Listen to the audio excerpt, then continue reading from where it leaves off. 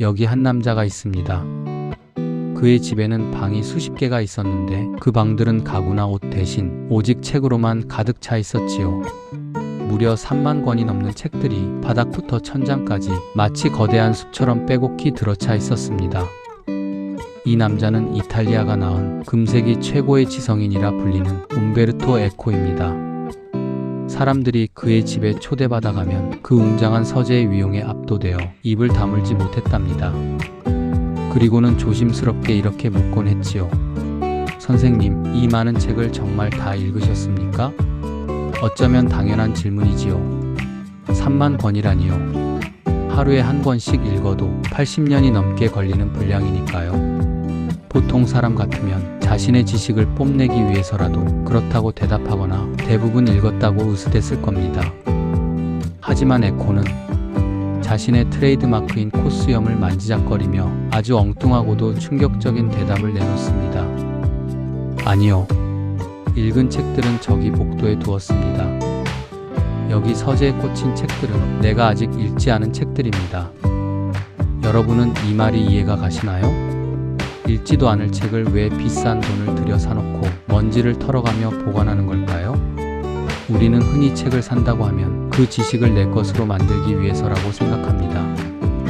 읽지 않은 책은 돈 낭비이자 허영심의 상징으로 치부해버리지요.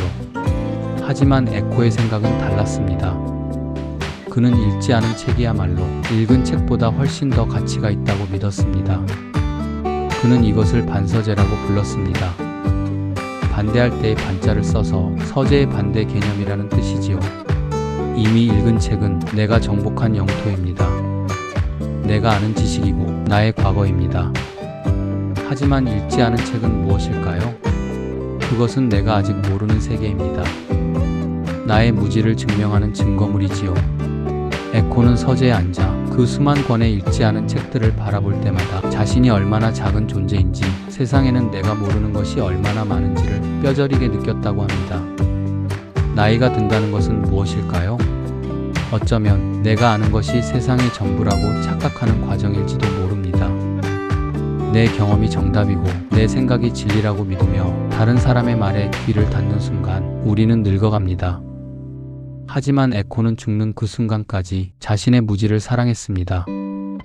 모르는 것이 많다는 사실을 부끄러워하지 않고 오히려 그 사실을 즐겼습니다. 왜냐하면 아직 모르는 게 있다는 건 아직 배워야 할 즐거움이 남았다는 뜻이니까요. 오늘 우리는 이 유쾌하고도 깊이 있는 철학자의 삶을 통해 진짜 어른으로 나이 들어가는 법에 대해 이야기해 보려 합니다. 어쩌면 이 이야기는 지식에 대한 이야기가 아니라 우리의 태도에 대한 이야기일지도 모릅니다. 인생의 황혼기에서 우리는 과연 어떤 자세로 남은 삶을 마주해야 할까요? 움베르토 에코가 남긴 그 거대한 지혜의 숲으로 지금 함께 걸어 들어가 보시지요. 차 한 잔의 여유를 가지고 천천히 따라와 주시면 좋겠습니다.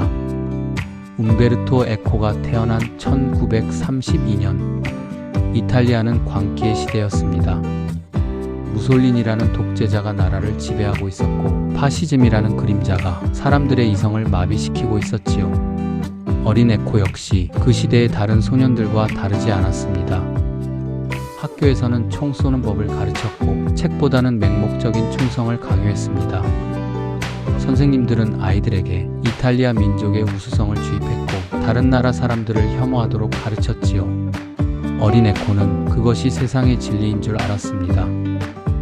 그는 소년 파시스트 단원이었고 독재자를 찬양하는 글짓기 대회에서 상을 받기도 했으니까요. 우리는 흔히 어린 시절의 교육이 평생을 간다고 말합니다.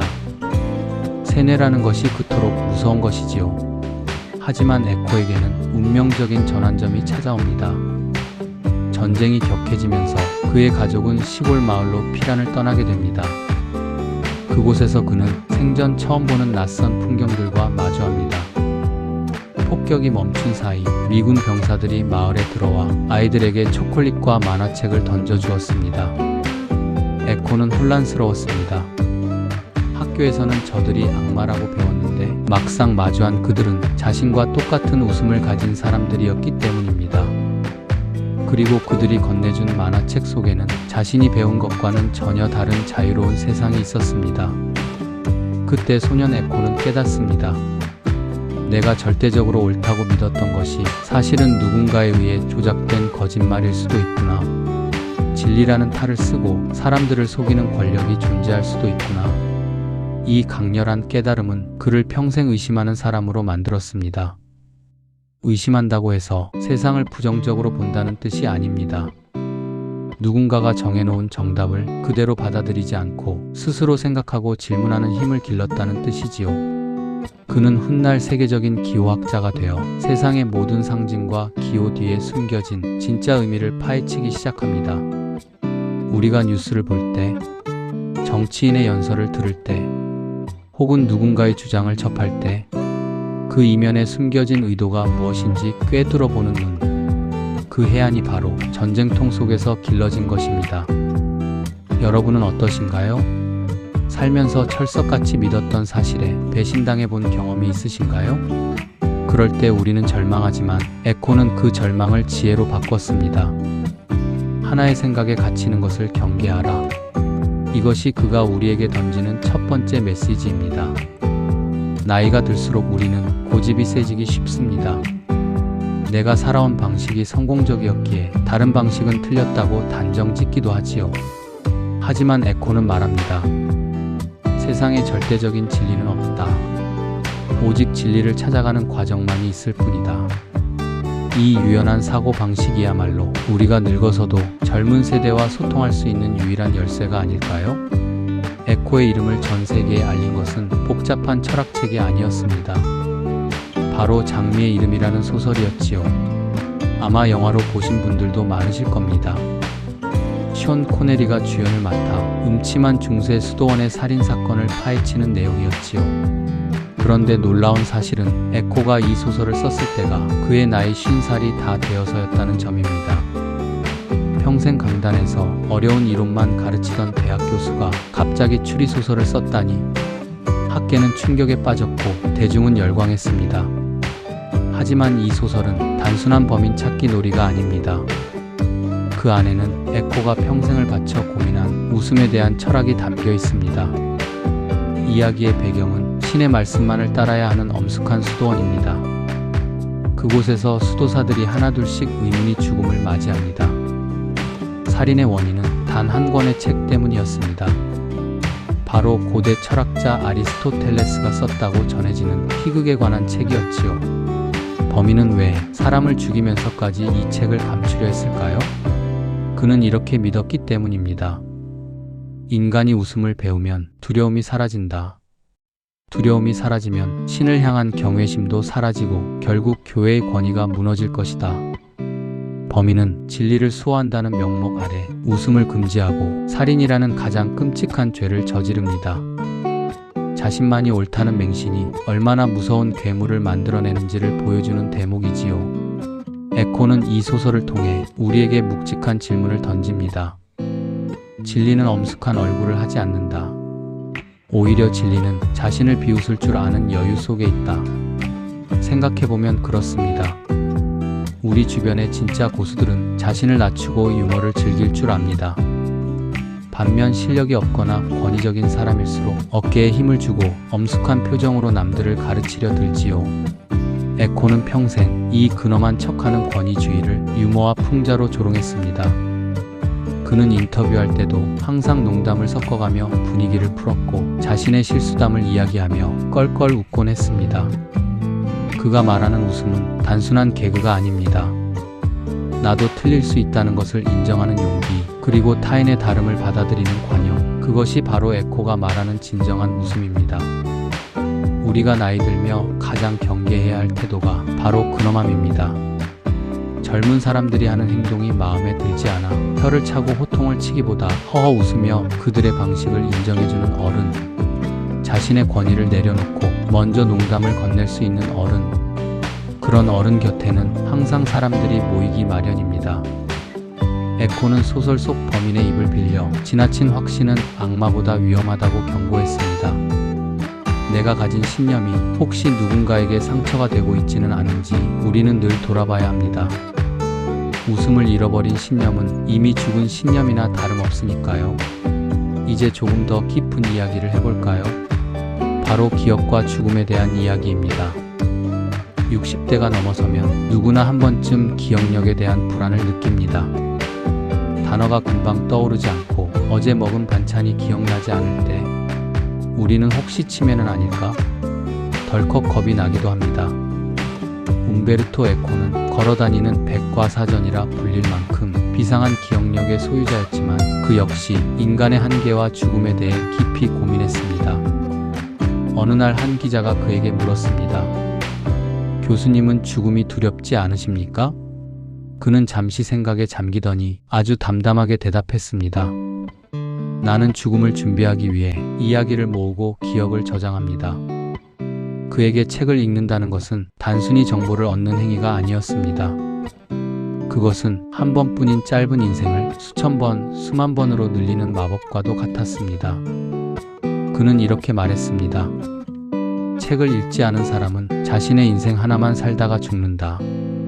하지만 책을 읽는 사람은 나폴레옹으로도 살고 카이사르로도 살고 소설 속 주인공으로도 살아본다. 그 수많은 타인의 삶이 내 기억 속에 들어와 나의 인생을 무한하게 확장시키는 것이다. 참 멋진 말이지 않습니까? 우리는 육체적으로는 늙어가고 활동 반경은 좁아지지만 우리의 정신은 책을 통해 시공간을 초월할 수 있습니다.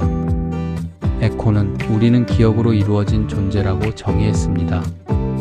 내 어린 시절의 추억, 사랑했던 사람과의 기억, 내가 읽은 책과 내가 들은 음악들, 이 모든 것이 합쳐져서 나라는 사람을 만듭니다. 그렇기에 기억을 잃는다는 것은 곧 영혼을 잃는 것과 같다고 그는 걱정했습니다.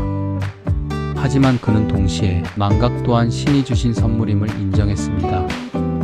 모든 것을 다 기억한다면 인간은 미쳐버릴지도 모릅니다.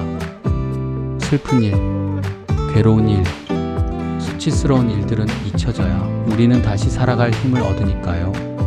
에코가 말하는 기억은 단순한 암기력이 아닙니다. 그것은 내 삶의 의미를 엮어가는 과정입니다. 그는 노년의 삶을 백과사전을 만드는 편집자에 비유했습니다. 젊었을 때는 무작정 정보를 수집했다면 나이 들어서는 무엇을 남기고 무엇을 버릴지를 결정해야 합니다. 내 인생에서 정말 소중한 기억은 무엇인가? 내가 자식들에게 그리고 세상에 남겨줄 이야기는 무엇인가?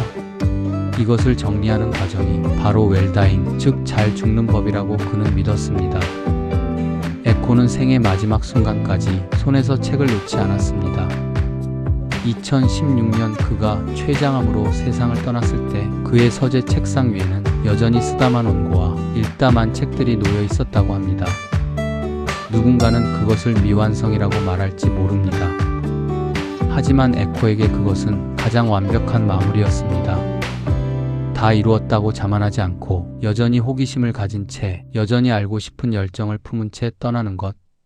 그것이야말로 인간이 보여줄 수 있는 가장 아름다운 퇴장이 아닐까요? 그는 죽음을 거대한 도서관의 불이 꺼지는 것에 비유했습니다. 비록 도서관의 불은 꺼지지만 그 안에 담긴 수만 권의 지혜는 남은 사람들의 가슴 속에 영원히 전해질 것이기 때문입니다. 재미있는 사실은 에코가 아름다움보다는 추함에 대해 연구하는 것을 즐겼다는 점입니다. 그는 추의 역사라는 책을 통해 세상 사람들이 싫어하고 혐오하는 것들이 역사를 파헤쳤습니다. 보통 사람들은 예쁜 꽃, 아름다운 그림, 완벽한 조각상만을 좋아합니다. 하지만 에코는 일그러진 얼굴, 괴물, 지저분한 뒷골목에도 나름의 이유와 가치가 있다고 보았습니다. 이것은 우리 시니어들에게 큰 위로가 되는 시각입니다.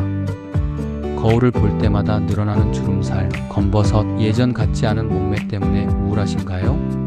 젊음의 기준에서 보면 노년은 추하고 쇠락하는 과정일지 모릅니다.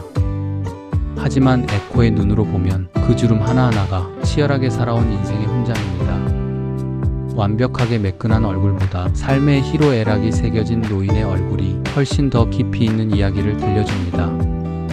에코는 세상이 정해놓은 아름다움의 기준에 얽매이지 말라고 조언합니다. 진정한 아름다움은 겉모습이 아니라 그 안에 담긴 생명력에서 나오기 때문입니다. 그는 자신의 뚱뚱한 몸매나 텁수룩한 수염을 부끄러워하지 않았습니다. 오히려 그것을 자신의 개성으로 삼아 당당하게 드러냈지요.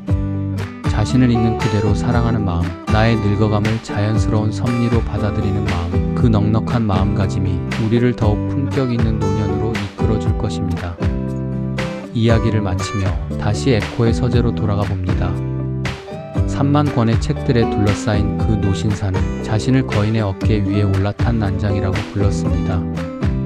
자신이 대단해서 멀리 보는 것이 아니라 앞서간 수많은 조상들의 지혜 덕분에 조금 더 멀리 볼 수 있었을 뿐이라는 극도의 겸손함이지요.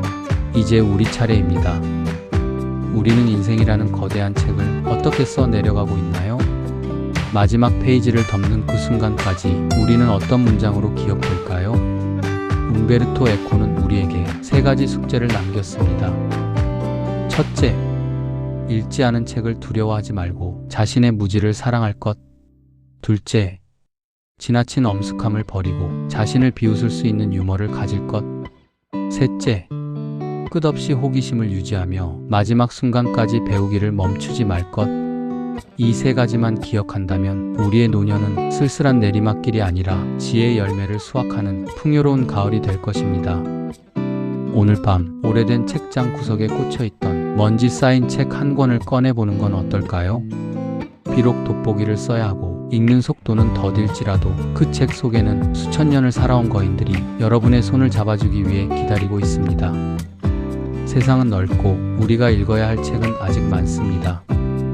그리고 여러분의 인생이라는 책 또한 아직 끝나지 않았습니다.